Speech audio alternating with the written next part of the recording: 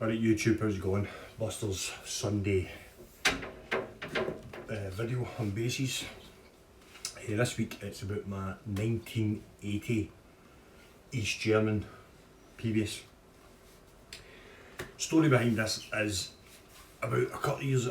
I do guitar repairs and I don't do them religiously. I do them periodically. It just depends if people, I've got an ad up and stuff like that. If people contact me, I don't actively look for guitars to repair, but if people ask me, I do them. And a mate, this must be about a year ago, 2 years ago, a couple of guitars to repair. So there was 4 guitars. One was an EBO copy for Grant, I think it was a Grant EBO copy, short scale, a Fender Stratocaster copy, Hondo 2 I think it was, and 2 acoustics. So I went to his house and the deal was I picked up 2 guitars, I went to repair them, came back, picked up the other 2 and he was to pay me when I came back with the other 2 guitars. So once all 4 was repaired. So I picked up the 2 electric guitars first, the EBO and the Stratocaster, the Strat copy. And I happened to be talking to him and this was sitting in the corner. And I said to him, "Oh, so you want that repaired?" He went, "Oh no, I'm going to sell that, and when I sell it, I'm hoping to sell it.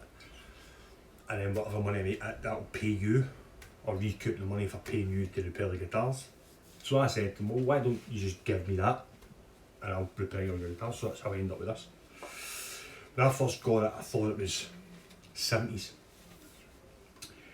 So I did a wee bit of research on it. It took me months trying to find this guitar, because obviously there's no name on it. There's no name anywhere, where it was from, where it was made, anything like that. So scouring the internet and happened to go into Reverb, pbasses, just random listening, just lying, watching TV, and happened to go into Reverb and I seen a Sunburst one of these. And why I knew it was one of these, and it was the same make of guitar, was the guy explained the neck. And the way he explained it is exactly the way this neck is. It's called the baseball bat neck because it feels like what they did was turn the baseball bat and then cut it in half and stuck it to a guitar. It is fat neck. There's another, like, the tuners were exactly the same. And there's a rubber locating hole that they plugged up with a piece of rubber here. I think it's where they've obviously mounted it to router it or do whatever they're doing, obviously to keep it in line. Exact same guitar. So I found, I don't even know how to pronounce the name. That's my name. Should have really googled this before I started the video, but started with an M, East German made. So I've googled it and I've started looking into the guitar. So found a forum about these guitars, and at that point I had never took it apart. Never. I did the setup on it. That's it. Never took it apart. It worked. So on the forum they were saying underneath the pickup, these pickup covers I've added myself, but under the pickup, if you take the pickup off, it's usually stamped the date underneath the pickup. So I've proceeded to take the guitar apart. The pickups have been in that long. Now, I don't know if you obviously know P-basses if you're into basses. There's usually you've got to pick up a piece of foam, and then you've got the spring with the screw going through it to obviously adjust it, so when you unscrew the screw, the pickup still goes to the height of the top of the screw. These pickups had been in that long, that piece of foam had turned into rubber and welded itself to the inside of the guitar. So I've took them off, scraped it off, sanded it and found a date underneath the pickup. Now the date is stamped in with a type stamp. So it was very light, so I had to put a wee bit of ink on it. So this was made in March 1980. Just so happens, I was made in March 1980. Well, I was born March 1980. So this guitar's exactly the same age as me. This guitar's 40 years old, 41 March coming. Heavy guitar, East German made. For what I've read in the forums, obviously East Germany in the 1980s, they couldn't import stuff from America because of the Cold War and stuff like that. Don't remember history. I don't know, was it East Germany? They split Germany in half after the Second World War with the wall. East Germany was part of the Soviet Union, I think. Correct me if I'm wrong. I think it was East Germany was part of the Soviet Union. So under Stalin, so they weren't import American guitars. There's no way. Cold War. They're not going to let anything from America come in. So East Germany started making their own. This is what they made. Call it the lawsuit either because the headstock's exactly the same as the Fender. But the specs were, I mean, the neck is thick, as I said, baseball bat neck, solid piece of wood. Machine heads are kind of strange because they're open gear, elephant ear, but they've got a bolt rather than a ferrule.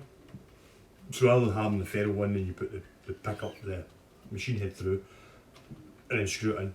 That's what holds it in line. They've actually got a bolt on it. The only thing that I've did to it since I've got it, I've not changed the pickup. I eventually changed the pots because the pots were working, but they were really scratchy. And no matter how much contact cleaner I put in it, it just wasn't going away. You know, it's perfect. There's no scratchiness or anything like that. Showing the work, stuff like that. I changed the knobs, so what I did was I got chrome knobs and I took some steel wheel to them to kind of age them. Same with the ashtrays. Why they're called ashtrays because the guitars came with them and musicians used to take them off and use them as ashtrays. That's why that's called an ashtray. And then obviously the pickup cover. This pickup cover is actually off a jazz bass. It's not a pbass pickup cover or an ashtray, because it's big enough that if you put it onto a jazz bass, it would cover the bridge and the bridge pickup. But I thought it looked pretty cool on this. The buttons are the same.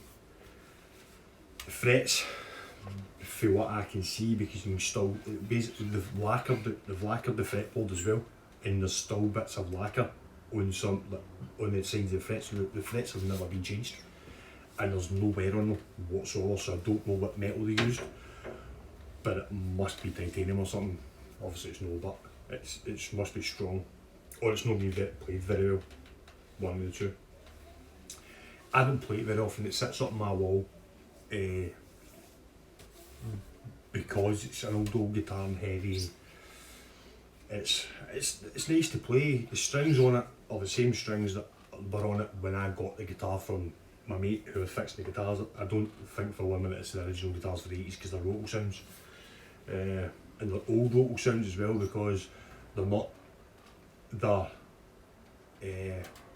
RS66s, but the old RS66s, because if you use Rotal sounds what I do, all RS66s all come taped, they've got the red thread round the top and bottom. These don't, but the other RS66s, exact same gauge, everything stainless steel. So they're old RS66s, don't know where from. Why I can tell they're Rotal sounds is because they've got the red, white and blue ball ends on them. Neck straight. There's not a lot of adjustment being done to the neck. It's when I've adjusted it, it's only just on and no more. So I don't think this guitar was played very much. It must be all cellulose lacquer as well, because it's all that kind of cracked way where the lacquer's shrinked and cracked in the back. It's got a few bird's eyes on it as well. Original plate. Yeah, it's a really nice bass. But the whole thing I did change was I changed the nut, because the nut was awful. Throttle adjuster's down here, it's one of the wheels. but the nut was really bad. Somebody, I don't know if somebody had been at it and cut it too deep, or it had just wore away, maybe no. So I've changed it to a black nut. I still need to do a wee bit of work, still a bit, needs a bit lower, but sorry. So I like to hear the bass on, so this is the tone all the way on.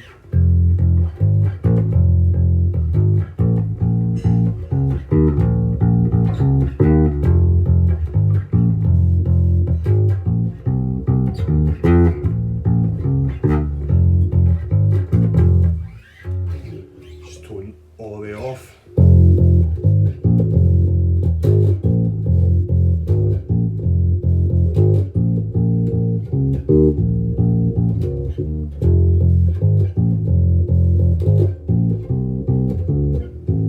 Messed that up there.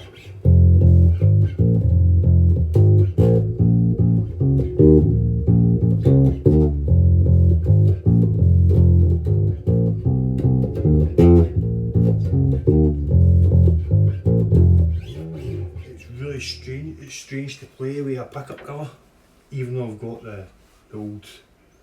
I've got the copy, the 401 that's got a pickup cover, but the spacing between this pickup cover and this pickup is really tight.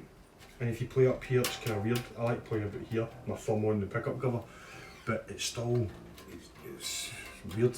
I need to sit and play it for you. But aye, that's a 1980s East German Fender copy.